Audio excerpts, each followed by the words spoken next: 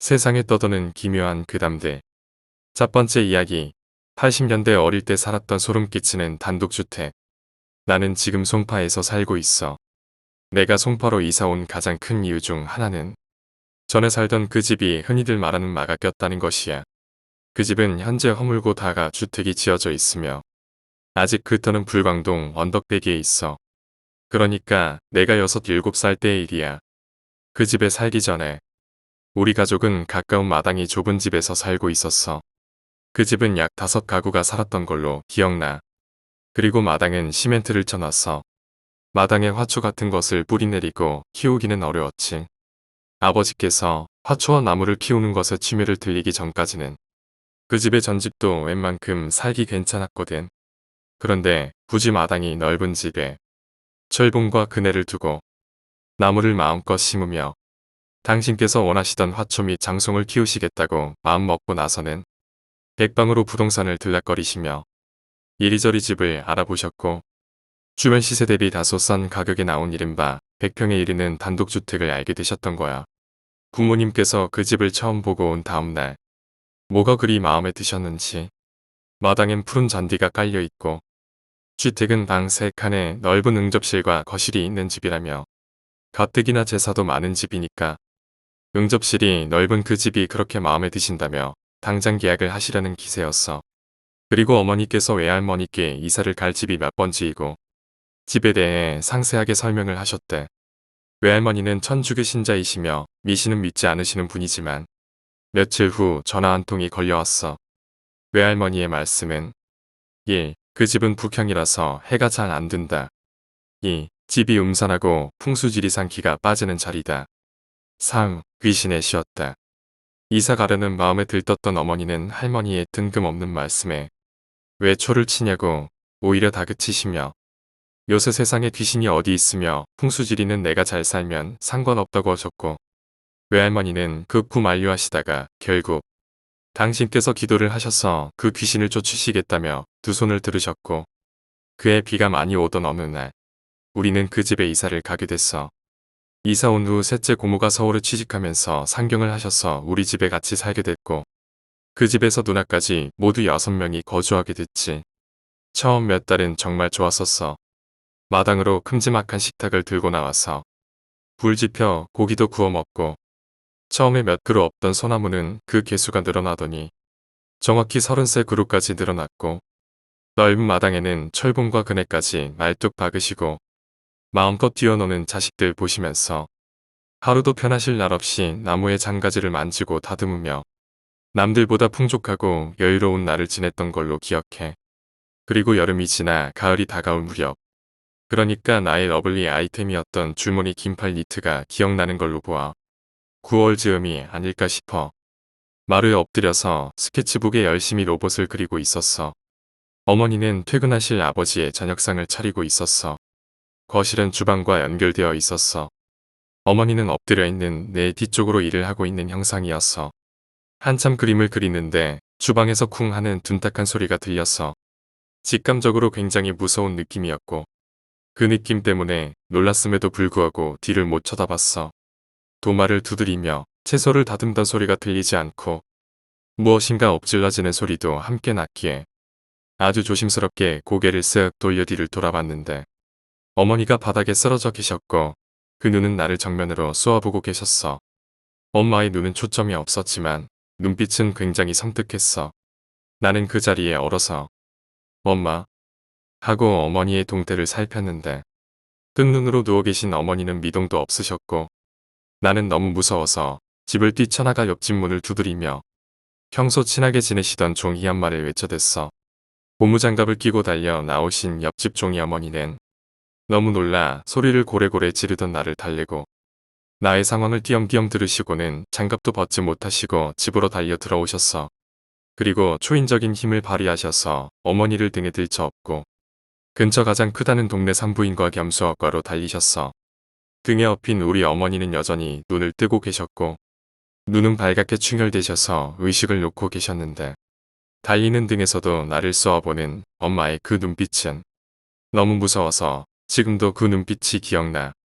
아무튼 들쫓고 뛰는 중에 동네 아주머니 몇 분이 합심해서 어머니를 병원 응급실에 데려가셨고 응급실에서 다급하게 검사한 후 아버지가 달려오셨는데 의사가 도대체 병명을 모르겠다고 큰 병원으로 빨리 가보라고 했어.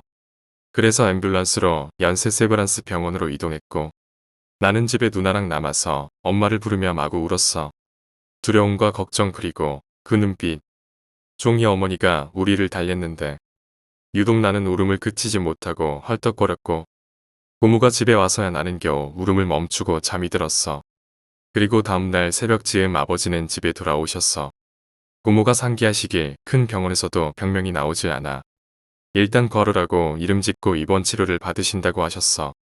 하지만 과로라는 병은 부족한 나의 의학 지식으로는 도저히 납득이 되질 않았어.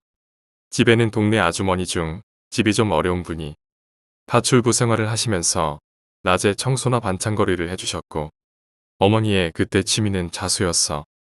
고로 어머니께서 과로할 일은 전혀 없었던 거야.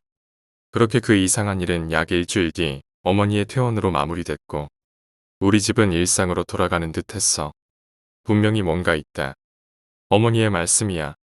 자신도 모르게 하얗게 머리가 비워진 상태로 쓰러지신 후 느낌이 너무 안 좋으시다며 계속적으로 뭔가 중얼거리시며 분명 집에 무언가가 있다고 눈치를 차리셨던 그때 어머니 말씀을 고모도 나도 누나도 아버지도 모두 들었어야 했어.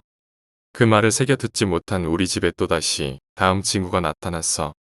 어머니 쓰러지고 며칠 뒤쯤 그날과 같이 어머니는 부엌일에 나는 마루에 엎드려 로봇을 그리고 집안은 어머니의 채소 다듬는 소리만 들렸어. 그런데 그때 대문이 벌컥 열리는 소리가 들렸어. 누군가가 심하게 차고 들어오는 소리야. 이윽고 웬 아저씨 한 분이 다급하게 들어오셨고 등에는 누나가 울면서 엎여 있었어. 며칠 전부터 조금씩 돋아나던 누나 다리의 반점이 수두 환자처럼 다리 전체로 퍼져서 열이 끓고 얼굴이 벌겋게 상기되어 누나는 의식을 잃었다 깨어나기를 반복하면서 올 힘도 없는지 꺽꺽 걸렸고 학교에서 집에 돌아오는 길에 도저히 걸을 수가 없어서 쓰러져 버린 것을 쌀집 아저씨가 업고 들어온 거야. 어머니는 그 아저씨와 어머니가 쓰러져서 처음으로 갔던 그 병원으로 내달렸고 나는 또 울면서 꽁무니를 쫓았어. 병원에선 또 환자였던 사람이 환자를 업고 오니까 기겁을 했고 아버지도 소식을 듣고 병원으로 뛰어오셨어. 의사는 이번에도 병명을 모르니까 큰 병원으로 가라고 했어. 의사의 멱살을 잡을 기세로 성난 소리로 도대체 이 병원은 환자를 돌볼 줄 아는 거요. 라고 말했어. 뭐 기본적으로 혈압이나 맥박, 조직 검사 같은 것을 할 규모의 병원이었겠지. 근데도 2번이나 병명 모른다고 종합병원으로 환자를 보내버리는 것에 우리 아버지는 눈이 안 뒤집힐 리 없었을 거야. 그렇게 또 앰뷸런스는 연세 세브란스 병원을 향해 달렸고 나는 고모를 껴안고 그날 밤 울다 잠들었어. 그리고 일주일쯤 지나서 또다시 병명을 알 수 없다고 하는 터무니없는 진단 결과가 나왔고 당시 입원을 위해서 병명이 있어야 했기 때문에 약진이라는 병명을 붙여 누나를 입원시켰어. 우리 누나에게는 약을 잘못 먹어서 부작용이라는 병명이 붙었어. 우리 누나는 너무 써서 한약 한 방울도 못 먹는 사람이고 감기도 한 번 걸리지 않는 사람한테 무슨 말도 안 되는 병명을 갖다 붙이는지 의식이 오락가락하는 초등학생한테 너 뭐 먹었니 물어봐봤자 대답도 못 듣고 병원에서 검사 결과는 안 나오고 그러니까 그렇게 입원을 해버렸던 거지. 우리 집은 단 2주 만에 2번의 대형 사건을 겪게 됐고 그제야 어머니는 외할머니의 말을 떠올렸어. 분명히 뭔가 있다. 귀신의 신집.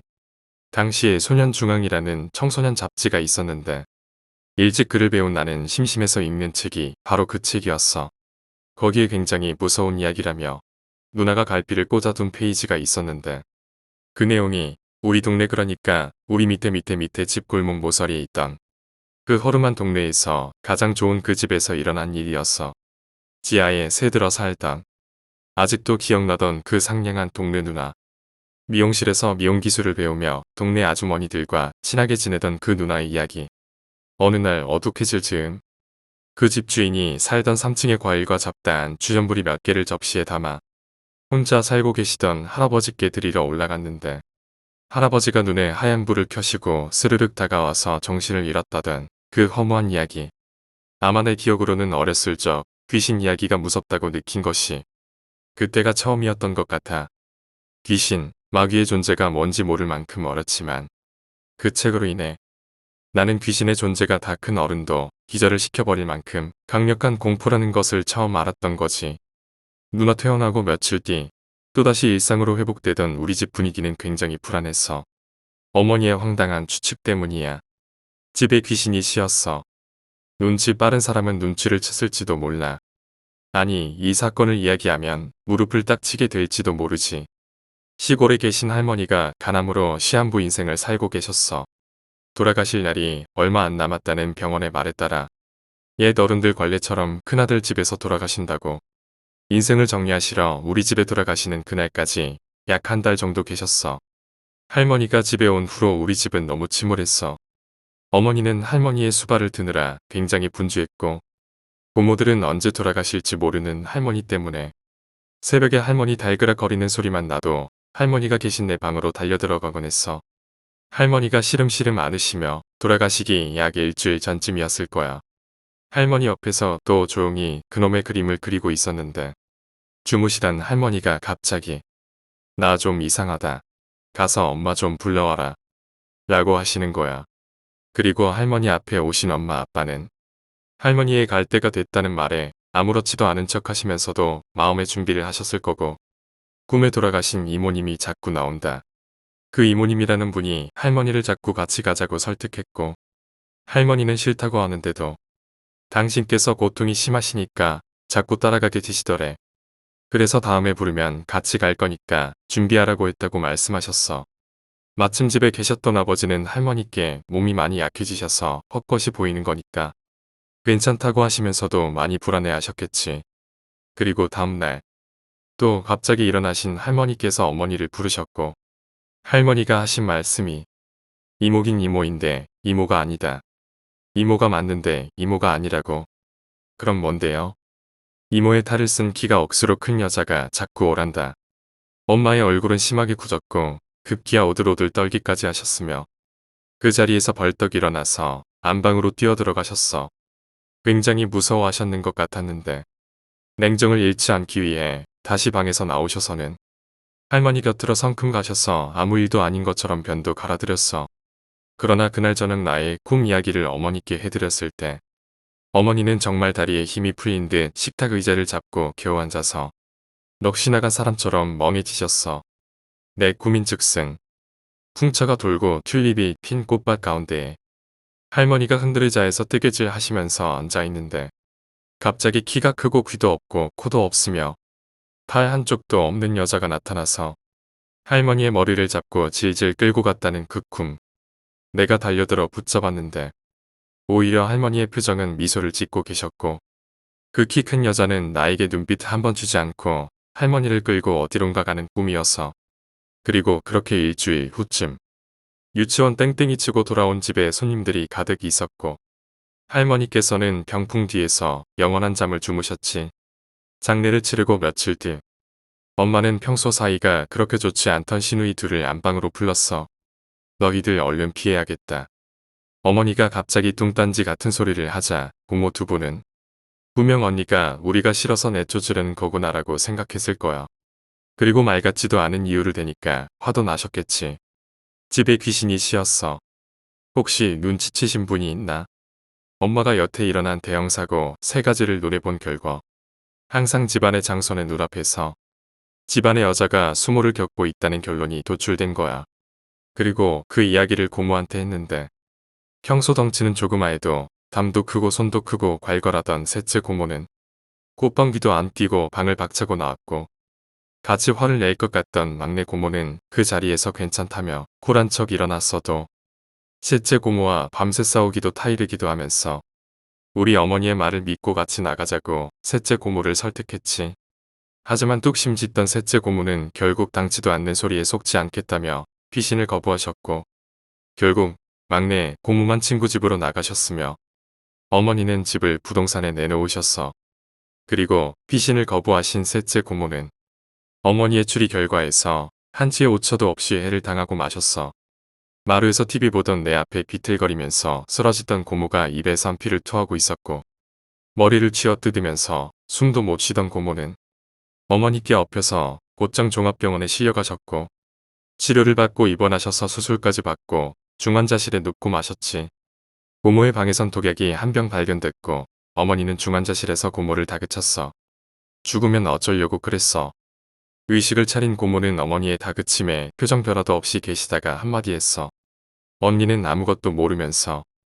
고모의 말씀은 그날 그 독약이 왜 자기 방에 있었는지도 그리고 그 약을 내가 왜 먹었는지도 모르겠고 내가 지금 왜 여기 누워있는지도 모르겠다는 것이었어.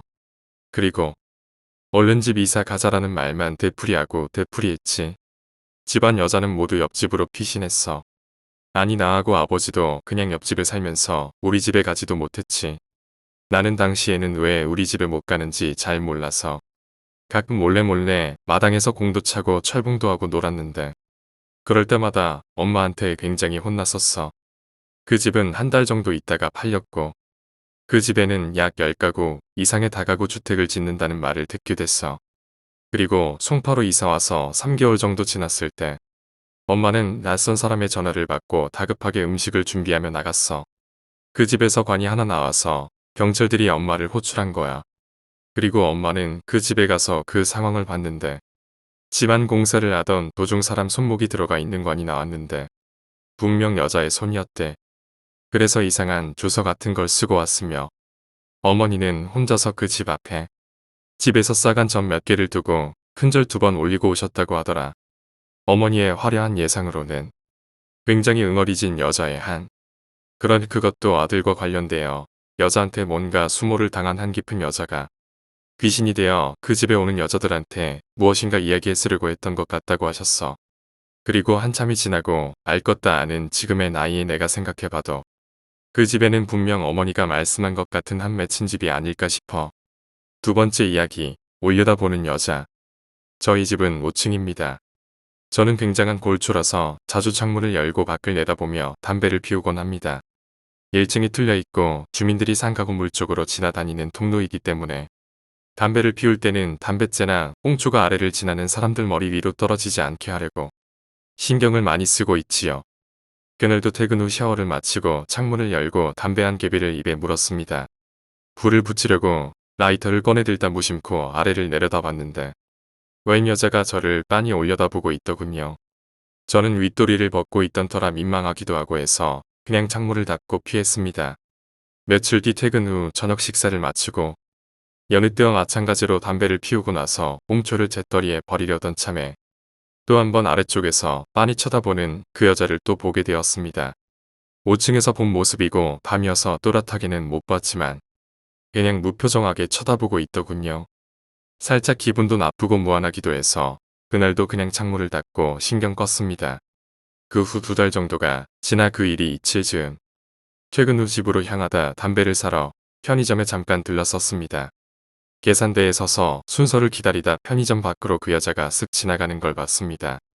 신기하게도 단번에 그때 그 여자구나 싶더군요. 담배를 사들고 편의점 앞누리터에 걸터앉아 담배를 한 대 피워 물었는데 그 여자가 또 보이더군요. 저희 집 건너편 동에서 저를 쳐다봤던 것처럼 위를 올려다보고 있는 겁니다. 대체 뭐하는 여자길래 저렇게 유심히 올려다보나 싶어서 그 여자가 쳐다보는 곳을 봤죠. 4층의 한 남자가 머리만 내밀고 담배를 피우며 전화를 하고 있더군요. 전화가 꽤 길어지고 있는데도 그 여자는 미동도 없이 계속 그 남자를 올려다보고 있는 겁니다. 정신 나간 여자 같다는 생각까지 들더군요. 괜한 호기심에 저 여자가 어떻게 나오나 싶어서 끝까지 보기로 마음먹었습니다. 한 10분 정도 통화를 하던 남자는 담배꽁초를 창밖으로 툭 던지고는 방 안으로 사라졌습니다. 남자가 사라진 뒤에도 여자는 한참을 올려다보고 가만히 있더니 그 남자가 사는 동으로 들어가더군요.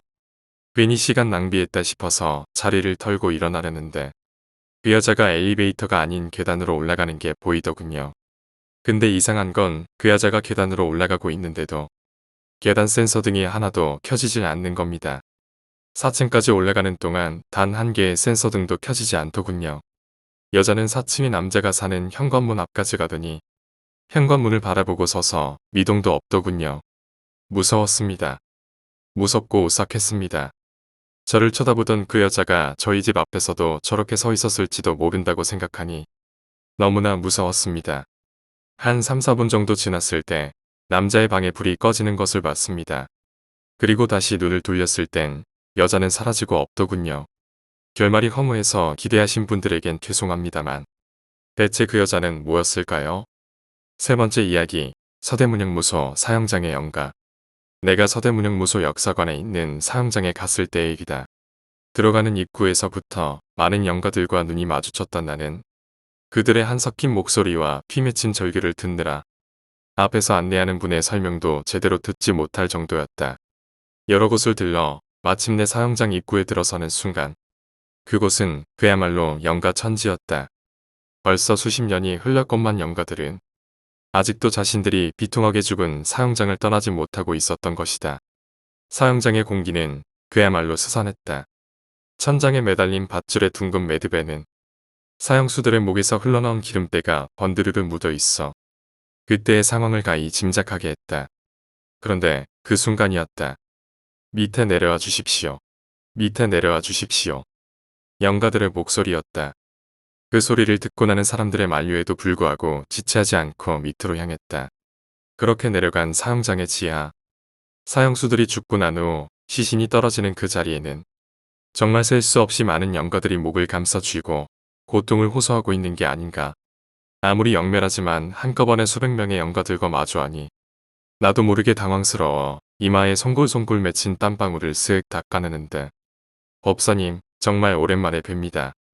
어디서 많이 듣던 목소리가 불쑥 튀어나오는 것이었다. 저 조군입니다. 2년 전에 법사님께서 구명의식을 해주셨다. 그랬다. 2년 전 그의 어머니가 젊은 나이에 서대문형무소에서 사형장의 이슬로 사라졌던 아들이 마음에 걸린다며 구명의식을 청하러 왔더랬다. 바로 그 문제의 아들을 여기서 또다시 만날 줄이다. 아, 오랜만일세.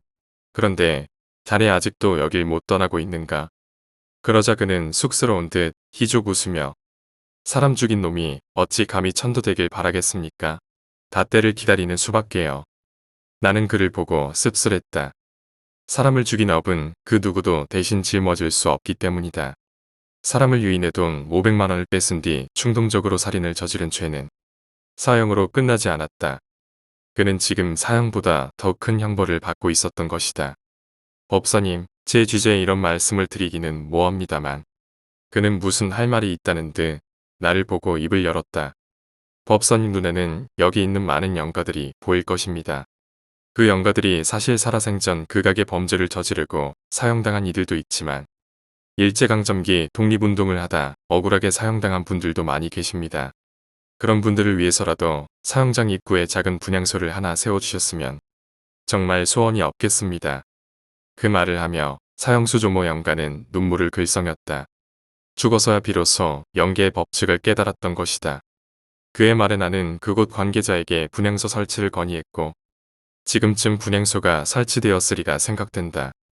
이 이야기를 읽고 혹시 그곳에 가실 분들이 계신다면 한 가지만 당부하고 싶다. 내 생각에 그곳은 대한민국에서 가장 영가가 많은 곳 중에 한 곳일지도 모른다.